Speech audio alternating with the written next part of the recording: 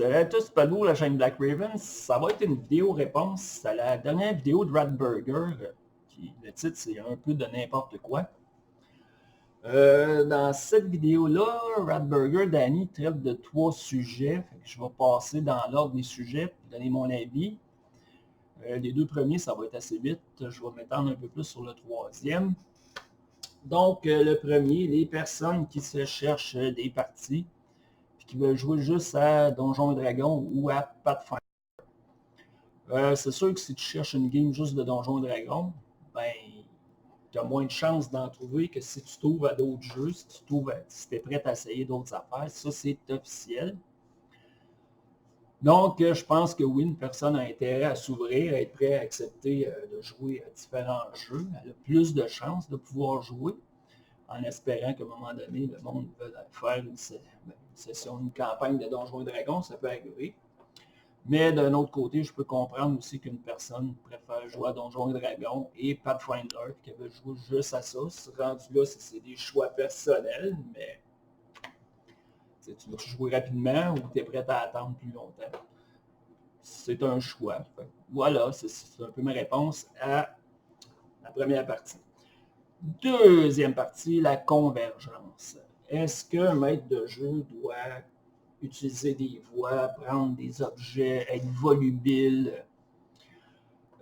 S'il aime le faire, oui. S'il est capable de le faire, si ça fait partie de lui, oui, c'est le fun, c'est toujours cool, c'est toujours apprécié. Je pense qu'un maître de jeu qui est comme ça aussi, il va entraîner les joueurs là-dedans. C'est-à-dire que même si tu ne l'es pas, quand tu vois le maître de jeu se donner comme ça, ça t'emmène à vouloir en faire un peu plus, à essayer d'être plus volubile toi aussi. Mais est-ce que c'est obligatoire? Non. Je veux dire, on a chacun nos styles, on a chacun nos manières de faire. Personnellement, je me dis que tant que l'histoire est intéressante, que le maître de jeu en avant de moi soit toujours debout en train de faire plein de simagrées, oui, c'est un plus, mais s'il ne le fait pas, c'est pas plus grave que ça. Comme je dis, on n'est pas tout habile à faire des voix ou donc. Mais oui, c'est toujours cool, c'est toujours apprécié, c'est un bonus. On va prendre ça comme un bonus, c'est un plus qui n'est pas obligatoire. Fait que voilà pour la deuxième partie. La troisième partie. Le fameux Tab Origin dans l'Armée des Morts, cette campagne de Dungeon World menée par Christophe depuis le Rouge. Ah, ce fameux Tab. On aime le détester. Est-ce que Tad prend toute la place? Je pense que je suis bien placé pour en parler parce que je suis l'un des joueurs. Donc, je vais dire ce que j'ai à dire sur le sujet. Si vous écoutez les actual plays ou vous suivez en ligne quand on la joue, vous pourrez mettre des commentaires ou dire ce que vous en pensez. Je vais vous donner mon opinion personnelle sur le sujet. Maintenant, ceux qui m'écoutent, s'il y a des maîtres de jeu, des joueurs, peut-être donner des trucs ou des choses qu'il faut prendre compte avant de dire qu'un telle personne prend trop de place ou telle autre en prend pas assez. Ou... Je vais essayer de parler de différents sujets qui tournent autour de ça. Donc, est-ce que Tad prend trop de place? Je vais tout de suite aller la seule fois où j'ai trouvé que Tad a peut-être pris trop de place ou a pris une place qui aurait peut-être pas dû. Et là, c'est peut-être plus Ratburger, le joueur, ou c'est peut-être une manière que j'aurais aimé qu'il joue pour amener une scène. C'est quand que le personnage de Miro, mon deuxième personnage, est arrivé. J'en avais discuté avec le maître de jeu, Christophe, comment je voyais ça, comment introduire le personnage. On en avait convenu à un genre de rite funéraire qui faisait une croix sur Eliana, mon premier personnage, puis qui amenait Miro. Dans ma tête, c'était une scène qui durait 10 minutes au début, environ. C'était supposé d'être quand même assez court, on faisait les rituels, on passait à autre chose. Et ça ne s'est pas passé, mais pas en tout comme ça. Je pense que ça a pris 1h30 avant que je réussisse à faire le rituel. Ça a été garoché. Et c'est la seule fois peut-être où que Ratburger, en personnage, a dit, bon, ben, c'est quoi ces niaiseries-là, là, regarde, on finit ça, on passe à autre chose au plus vite, puis peut-être que là, j'aurais aimé que Tad s'efface un peu plus, dire, regarde, c'est le moment d'introduire Miro, je vais backer, je vais laisser la place, je vais laisser faire ce qui va arriver, la manière qu'il veut jouer, et après ça, on repart sur le reste. C'est la seule fois. Cette fois-là, les autres aussi, les autres personnages n'ont peut-être pas embarqué ou m'ont peut-être pas laissé la place que j'aurais aimé avoir à ce moment-là. Est-ce que le maître de jeu aurait pu faire de quoi? Peut-être aussi, peu importe, c'est pas grave. Ça m'a amené à jouer Miro d'une manière encore plus marquée, avec un conflit encore plus grand avec Tad, en me disant, ben, si quelque chose qui était important pour moi, Miro, un rituel funéraire, il ne faut pas oublier que Miro et Tad viennent de deux mondes complètement différents. Si tu n'as pas plus de compassion envers ça, ben, tu viens de perdre mon respect d'une certaine façon. Pour dire, c'est à peu près la seule fois où j'aurais aimé que ce soit différent. Maintenant, est-ce que Ratburger ou Tad prend trop de place? Je pense pas comme tel. Il y a beaucoup de choses à prendre en considération. Premièrement, c'est très contextuel, c'est très... au départ, l'Armée des Morts, on sait comment ça va finir. On sait comment ça a commencé, on sait comment ça va finir. C'est ce qui se passe entre les deux qu'on est en train de vivre.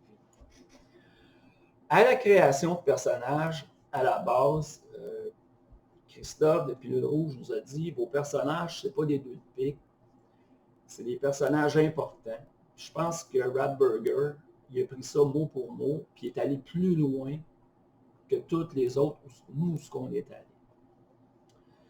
Tad, c'est quelqu'un, Tad Varingen, c'est un c'est le plus haut dans ce qui a trait à la sombrie, la magie. C'est comme le leader, c'est le chef. Nous autres, ben, Eliana à l'époque, oui, c'était un personnage important, mais c'était pas un personnage aussi important que Tad pouvait l'être. Est-ce que j'ai manqué là? Peut-être que oui, mais c'était pas mon but. Au départ, Eliana, elle venait du Nord, elle venait d'un autre royaume, qui avait été en guerre avec la Varsombrie, qui est le royaume de Tad. Fait que déjà là, je voulais la jouer plus effacée, parce qu'en partie aussi, l'action se passait en Varsombrie. Ça faisait pas longtemps qu'elle était là, elle ne connaissait pas nécessairement toutes les coutumes. La guerre entre les deux, ça laissait un froid. Donc, l'action débutait en Varsombrie, le royaume de Tad. Je pense que c'était normal en partant que ça converge vers lui. Excusez. Deuxième point, la magie. Au début, tout tourne autour de la magie. Il faut se l'avouer pour ceux qui écoutent les sessions. Personnellement, Eliana, c'était zéro focal de la magie. Là. Elle ne comprend rien là-dedans. Elle ne comprenait rien là-dedans. Fait que c'était normal qu'elle laisse la place à Tad ou à Gabriella encore, qui est une paladine. Un peu plus accès à la magie que Eliana pouvait l'avoir. Ensuite de ça, autre chose à prendre en considération, c'est qu'il y a eu 3 changements de personnages depuis le début de la campagne. Eliana est morte, il y a un personnage qui a quitté, qui a été remplacé, deuxième, celui-là aussi a quitté, puis présentement c'est mon oncle Marc qui vient de prendre la place. Ça veut donc dire que depuis tout le début, il y a juste 2 personnages là, qui sont là depuis le début. Tu as Gabriella qui est jouée par Xenowitch, puis Total qui est jouée par Ratburger. C'est normal qu'on ait vu ces 2 personnages-là plus souvent que les autres. Ça, il ne faut pas l'oublier, il faut en tenir compte. Ensuite de ça, ben, comme j'ai dit, tout se passe en Varsombrie depuis le début et tout tourne autour de la magie. Fait que, oui, présentement, Tad est, comme on peut le dire, un personnage central dans cette histoire-là. Puis en plus, tout tourne autour de sa famille, la famille Varingen. C'est comme la deuxième famille la plus importante de la Varsombrie après la famille royale. Ce qui aide ou aide pas, là, selon de quel côté vous vous mettez. Maintenant, c'est là que la job de maître de jeu intervient. C'est-à-dire que si la campagne se finit dans 2 sessions, puis tout s'est passé là, là, on va peut-être pouvoir dire que, ben ouais, ça a été des aventures de Tad et ses compagnons. Mais maintenant, en tant que maître de jeu, là, l'action se passe une place, mais normalement, tu devrais emmener ça ailleurs. T'sais, quand Miro est apparu, ben, le clash entre Miro et Tad est encore plus grand que ça pouvait l'être entre Eliana et Tad, parce que Miro, lui, il arrive vraiment du nord, du Dénobar. Fait qu'il n'est vraiment pas acclimaté à ce qui se passe en maçonnerie. Oui, par la bande, ils vont donner des alliés contre un ennemi commun, mais pour l'instant, c'était pas ça. Puis personnellement, là, ce que j'ai pensé comme background pour Miro, oui, Miro, présentement, quelqu'un qui écoute ça, il n'est rien, il n'est personne. Là. Mais en Dénobar, c'est un personnage qui est pas mal plus important qu'il laisse paraître. Est-ce que je vais avoir la chance de le démontrer? J'espère. C'est là que c'est la job de Christophe, du meneur de jeu, que l'action se promène.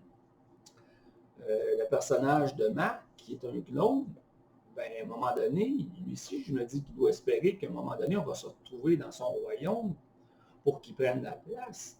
C'est là que Tad va s'effacer. Et oui, il va être aussi important, mais il va avoir un rôle peut-être moins important. Même chose pour Gabriella, qui a eu un certain moment de gloire, qui a été plus présente quand ça se passait à la commanderie de Kilnir. Mais là, encore une fois, c'est la job du meneur, du maître de jeu, d'amener ça à ce que chaque personnage puisse shiner à son moment. Est-ce que ça m'inquiète? Non. Je veux dire, Christophe, c'est un maître de jeu d'expérience, puis encore plus avec les PBTA. Fait que je me dis, ici où est-ce qu'il s'en va, ici comme où est-ce qu'il veut emmener ça. Même si on a du lousse, même si souvent c'est des choix que nous, les joueurs, ont fait, qui va diriger ça un peu. J'ai décidé de faire un éclaireur, mais s'il n'y a jamais rien qui se passe dans les bois, si je n'ai pas la chance de parler de mon coin de pays ou de shiner, ben oui, à la fin, je vais peut-être pouvoir dire, ben j'aurais peut-être pas dû faire un éclaireur. Ça, c'est dans n'importe quelle partie. Tu prends 2 joueurs, il y en a un qui, je vais nommer Donjon et Dragon, là, mais si tu prends 2 joueurs, il y en a un qui veut faire un ranger, puis l'autre, il veut faire un voleur. Fait que si le maître de jeu, il dit, ben, il parle pas, il dit rien, ok, c'est beau, tu fais ton ranger, l'autre fait son voleur, pas de problème. Mais que les sessions de jeu se passent tout le temps dans une ville, ben là, le ranger, il va trouver le temps long. Puis à la fin, ben, il pourra dire au maître de jeu, mais pourquoi tu me laissais faire un ranger si tu savais que ça se passerait toujours d'une ville? Puis le contraire est aussi vrai. Si le voleur, il n'a jamais la chance d'utiliser ses compétences de voleur, ben c'est un peu plate. Tu dis, ben pourquoi j'ai fait un voleur? Fait que c'est là que la job de maître de jeu est importante. Prenez ça autrement, tu fais un personnage super social, tout ce que tu fais, c'est te promener dans des donjons, puis tu tues des monstres. Ben là, ça m'a donné de quoi de faire un personnage social? Pas grand-chose. Fait que voilà, donc pour conclure, est-ce que Tad prend toute la place? Non, je pense pas. Oui, présentement, il y a peut-être une place dominante. Ça s'est enchaîné comme ça. Le contexte du jeu a fait que présentement, c'est ça. Est-ce que je pense que ça va être comme ça tout le long? Non, je pense pas. Je pense qu'à un moment donné, ça va aller ailleurs. Et que tout le monde va avoir la chance de shiner, de prendre un peu plus de place à son tour.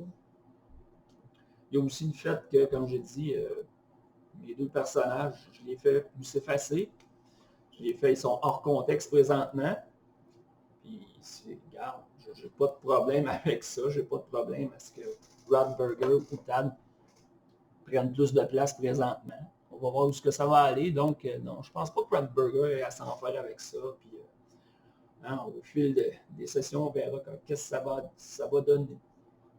Voilà, fait que c'était ma vidéo réponse à Radburger sur sa vidéo un peu de n'importe quoi. Merci de m'avoir écouté tout le monde. À la prochaine. Ciao.